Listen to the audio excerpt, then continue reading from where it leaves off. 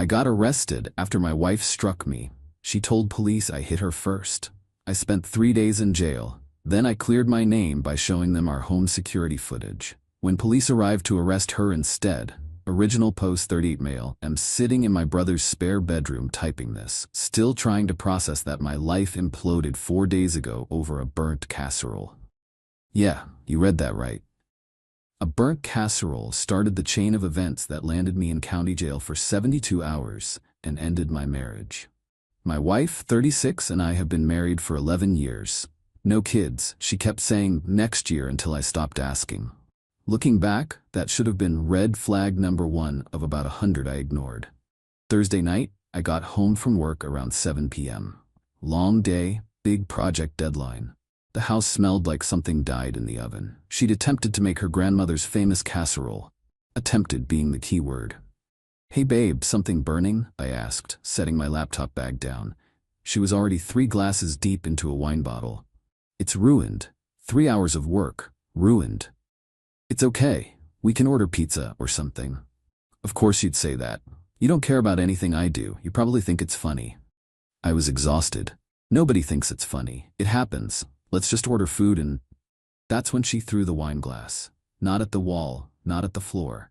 At my head. It missed by inches and shattered against the kitchen cabinet. "What the hell?" I shouted. "You're so ungrateful. I try to do something nice and you mock me." "I didn't mock anyone." "You're drunk and now you're throwing things?" She picked up the casserole dish. The burnt, still smoking casserole dish. "Maybe you'll care about this." She hurled it at me. Hot ceramic and burnt food everywhere. It hit my shoulder and arm. First-degree burns, I'd find out later. But in the moment, I just reacted. I grabbed her wrists to stop her from grabbing anything else. "Stop! Just stop!" She started screaming. Not regular screaming, the kind that makes neighbors call 911. "Get off me! You're hurting me! Help!" I let go immediately, hands up, backing away. "I'm not touching you. Stop screaming." She grabbed her phone and I swear I saw the switch flip in her eyes. From rage to calculation. "Hello, 911? My husband is attacking me. Please help. He hit me." My blood went cold. "What? I didn't..." She was crying now. Full waterworks. "Please hurry, I'm scared." I stood there like an idiot, covered in casserole, shoulder burning, watching my wife of 11 years lie to the police. Should have started recording. Should have done something. But I just stood there in shock. Cops showed up in 8 minutes. 2 officers. They took one look at the scene. Broken glass, food everywhere. Her crying with slightly red wrists from where I'd grabbed them to stop her assault, and me, 6'2", 200 pounds covered in food. "Sir, step outside please." "Officers," she threw. "Sir, step outside. Now." The male officer cuffed me while the female officer talked to my wife inside. I tried explaining. The wine glass, the casserole, the burns on my arm, didn't matter. "She says you grabbed her and threw her against the wall." "That's not true. Check my arm. I have burns from where she..." "Sir, you need to calm down." "Calm down? My wife just lied to get me arrested and I need to calm down." They arrested me.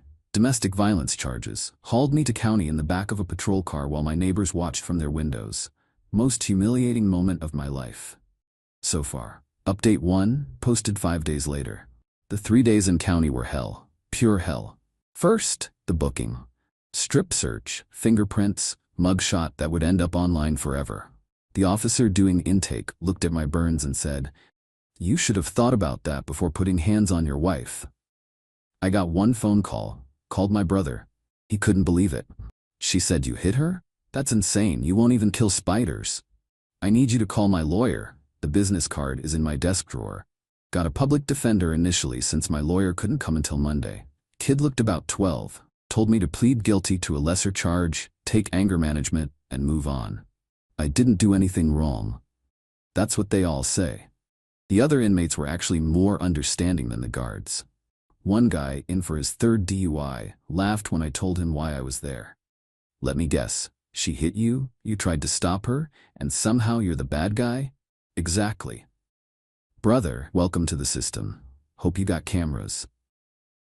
Cameras. My brain lit up. We installed a security system 2 years ago after a break-in down the street. Full coverage, audio and video, kitchen included. Monday morning, my actual lawyer showed up. Good guy, handled my business contracts. Not a criminal lawyer, but he knew someone. I have security cameras, with audio, the whole thing should be recorded. His eyes lit up. Where's the footage? Cloud backup, I can access it from my phone. It's a Vizablev which they confiscated. I'm on it. The arraignment was Tuesday afternoon. The prosecutor, the smug woman who looked at me like I was dirt, read the charges. Assault, domestic violence, battery. My wife was there, playing victim perfectly. Even had a neck brace. A neck brace. For the assault that never happened. My new criminal lawyer, cost me $5 retainer, stood up. Your Honor, we have video evidence that completely contradicts the alleged victim's statement. The judge raised an eyebrow. Video evidence? Security footage with audio from the defendant's home shows the alleged victim assaulting my client, not the other way around. The prosecutor scrambled. We haven't seen this evidence, because you didn't ask for it. You just assumed my client was guilty. The judge reviewed the footage on a laptop. I watched his expression change from skeptical to shocked to angry. The video showed everything. Her throwing the wine glass, her screaming, her throwing the hot casserole at me backing away with my hands up after briefly holding her wrists to stop the assault, her calmly getting her phone and manufacturing tears. Prosecutor, have you seen this? No, Your Honor. I suggest you watch it, now. Case dismissed, all charges dropped. He looked at my wife. Ma'am, you may want to retain counsel. She went pale. The neck brace suddenly seemed to be bothering her less, but here's where the entitlement really kicked in. As we're leaving the courthouse, she comes up to me, in front of the lawyer. Baby, let's just go home and forget this happened. I was drunk, I didn't mean. Are you serious right now? You're not gonna let them arrest me, are you? Your wife? Over a misunderstanding?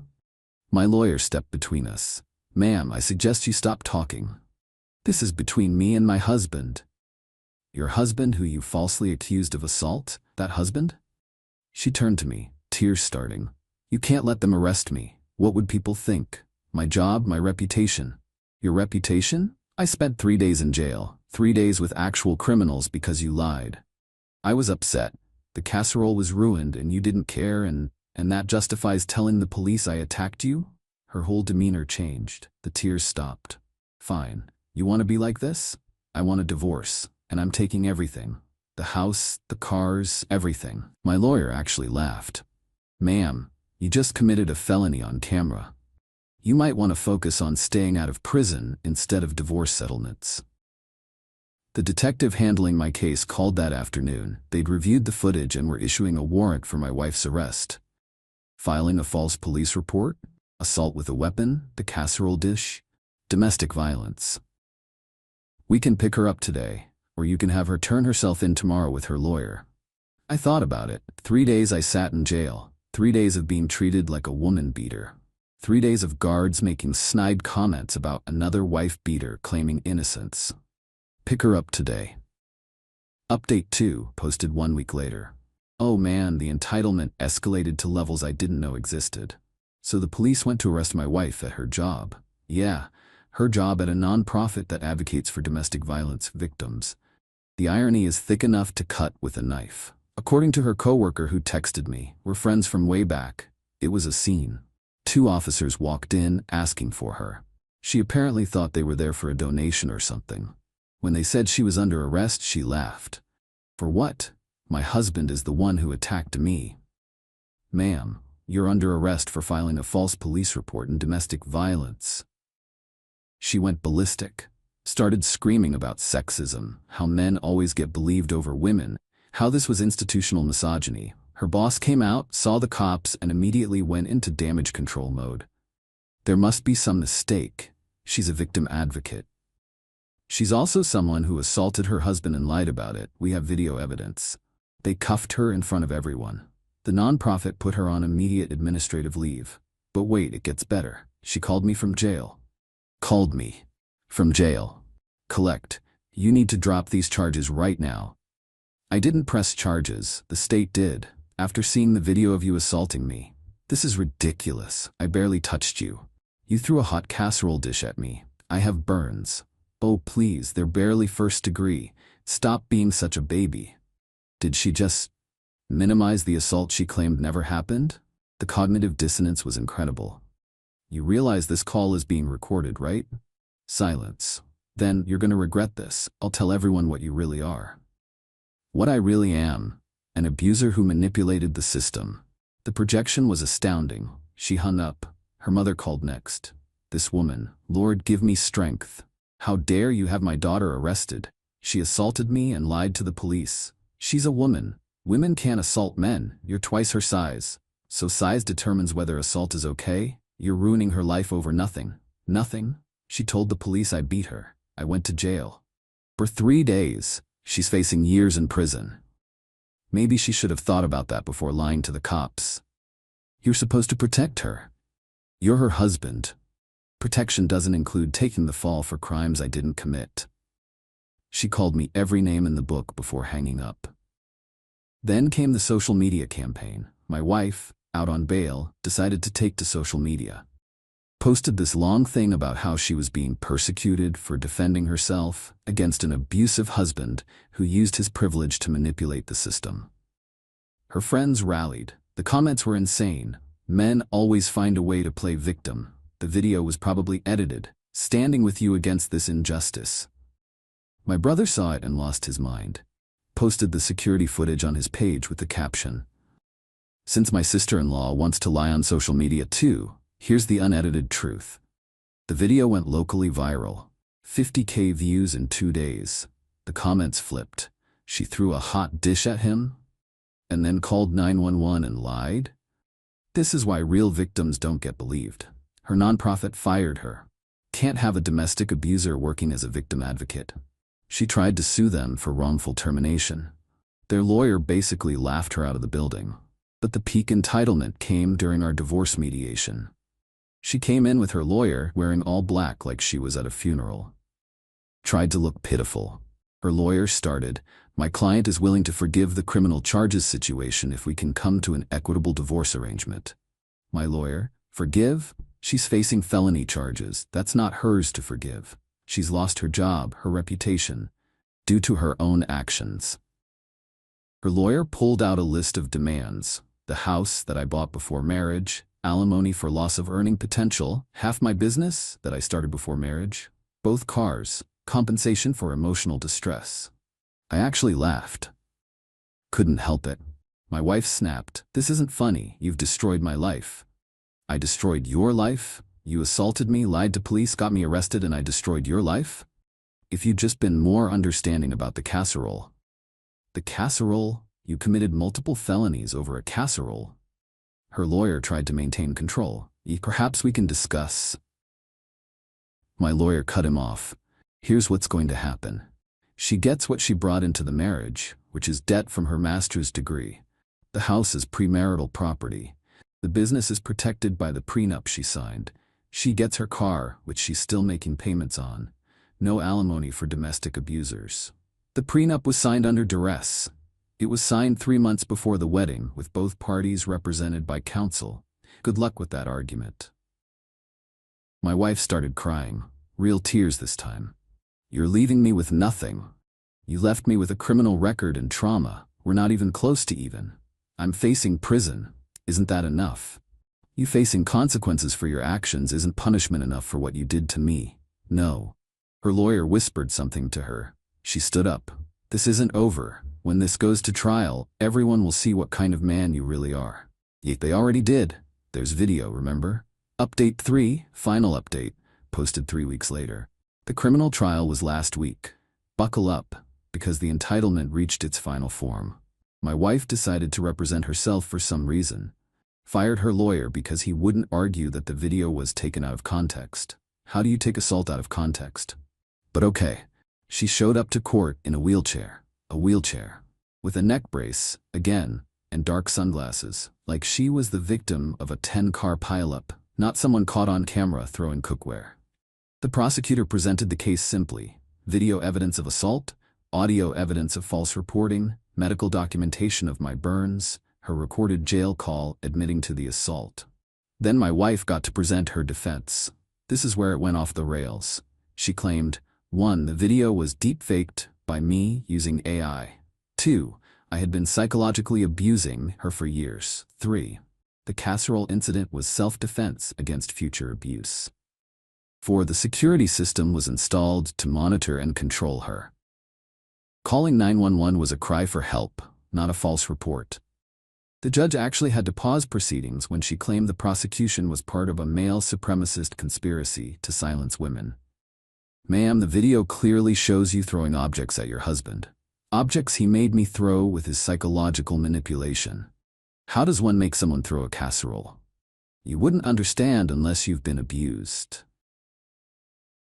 The prosecutor played the jail call where she admitted to the assault and minimized my injuries. You could see the jury's faces change. Her closing argument was something else. She actually said, and I quote, "If you convict me, you're telling every woman in an abusive relationship that defending themselves is wrong." The prosecutor's response: "If we don't convict her, we're telling every person who lies about domestic violence that there are no consequences." Jury deliberated for 45 minutes, guilty on all charges. The sentencing was 2 weeks later. My wife's mother, sister, and 3 friends all wrote letters to the judge about what a wonderful person she was and how this was a miscarriage of justice.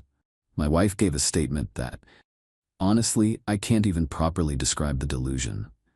I stand here as a victim twice over, once by my husband's manipulation, and once by a system that refuses to see female survivors as anything but perpetrators when they defend themselves. I threw that dish because I feared for my future safety. I called 911 because I needed help. And now I'm being punished for surviving." The judge's response was beautiful. "Ma'am, I've reviewed the evidence extensively. You were not defending yourself. You were not in danger. You assaulted your husband because you were angry about a burnt dinner. You then made a conscious decision to lie to police, resulting in his arrest and incarceration. You've shown zero remorse and continue to paint yourself as a victim. This is exactly the kind of behavior that makes it harder for actual abuse victims to be believed." The sentence: 2 years probation, 200 hours community service, anger management classes, and she has to pay restitution for my legal fees. She could have gotten up to 5 years in prison, so this was lenient. She screamed. Actually screamed in court, "This is persecution. I'm a woman. He's supposed to protect me, not destroy me." The judge: "Ma'am, one more outburst and I'll hold you in contempt. You're all in on it. The patriarchy wins again." That got her 30 days in jail for contempt. As for the divorce, it was finalized last week. She got her personal belongings, her car with the $12 she still owes on it, her student loan debt, $43,000, her retirement account, $810. I got the house, my business, peace of mind, a story for the ages. The aftermath has been interesting. Her nonprofit publicly distanced themselves from her, put out a statement about how they don't condone domestic violence in any form, and how her actions don't reflect their values. Her social media friends gradually went quiet as more details came out. Turns out, lying about domestic violence doesn't sit well even with people who initially supported her. My neighbors who saw me arrested that night have been apologetic. One of them said, "We heard the screaming and just assumed. I'm sorry, man. We should have known better." Her mother still calls occasionally, leaving voicemails about how I've ruined her daughter's life, and how she hopes I'm happy with myself. I am, actually. Thanks for asking. The wildest part? Last week I got a text from a number I didn't recognize. "Hi, this is wife's name. I know I'm not supposed to contact you, probation violation, lol, but I wanted you to know I'm in therapy now and I realize I may have overreacted to the casserole situation. Would you consider dropping the no contact order so we can talk about possibly reconciling? I forgive you for everything that's happened." She forgives me for holding her accountable for assault and false imprisonment. The delusion is strong with this one. I screenshot it and sent it to her probation officer. That's another violation.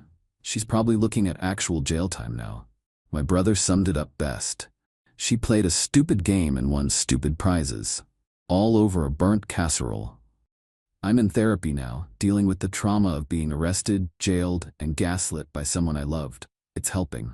Started dating again, cautiously. Actually went on a date last week where I awkwardly mentioned I have security cameras in my house. She laughed and said, "After what you went through, I'd have cameras in every room too."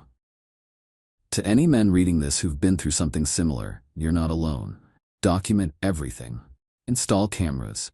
Don't be afraid to press charges, and never ever stay with someone who uses the system as a weapon against you. To my ex-wife, if you're reading this and violating your probation again, yes, I'm happy with myself. I stood up to an abuser who happened to be my wife. The casserole wasn't the problem. Your reaction to it was.